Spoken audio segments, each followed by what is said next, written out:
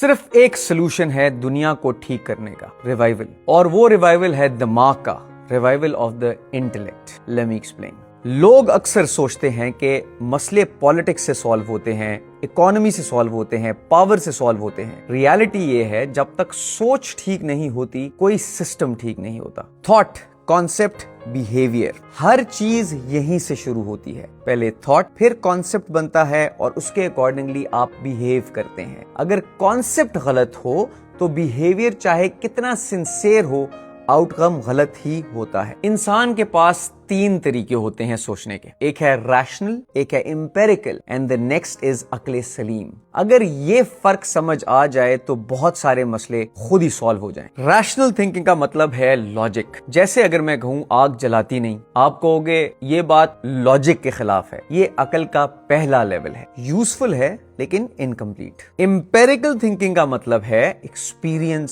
آپ آگ کو ہاتھ لگاتے ہو، جل جاتے ہو، اب یقین ہو جاتا ہے کہ آگ جلاتی ہے۔ سائنس یہی کام کرتی ہے، آبزرویشن اور ایکسپیریمنٹ۔ لیکن عقل سلیم اس سے اوپر کا لیول ہے۔ عقل سلیم کا مطلب ہے ساؤنڈ انٹلیکٹ، وہ انٹلیکٹ جو لاجک بھی سمجھتا ہو، ایکسپیرینس بھی سمجھتا ہو، اور وہیں سے آگے جا کر پرپس اور میننگ کو بھی سمجھتا ہو۔ ایک سمپل سی ایگزامپل دیتا ہوں عقل سلیم کی۔ عقل سلیم پوچھتا ہے یہ دنیا بنی کیوں، زندگی کا مقصد کیا ہے، رائٹ اور رانگ کا سورس کیا ہے۔ یہ سوالات نہ مائکروسکوپ سے سالو ہوتے ہیں، نہ صرف لاجک سے۔ یہ وہی سوالات ہیں جہاں ریویلیشن گائیڈ کرتی ہے۔ قرآن صرف سیدھی بات کرتا ہے۔ کیا وہ لوگ برابر ہو سکتے ہیں جو جانتے ہیں اور جو نہیں جانتے؟ علم یہاں صرف انفارمیشن نہیں ہے، علم یہاں انڈرسٹینڈنگ ہے۔ بزنس ہو، ریلیشن شپ ہو، اسلام ہو، ڈیسیژن میکنگ ہو، جب عقل سلیم یوز ہوتی ہے تو ایموشنز لیڈ نہیں کرتے، ایگو لیڈ نہیں کرتی،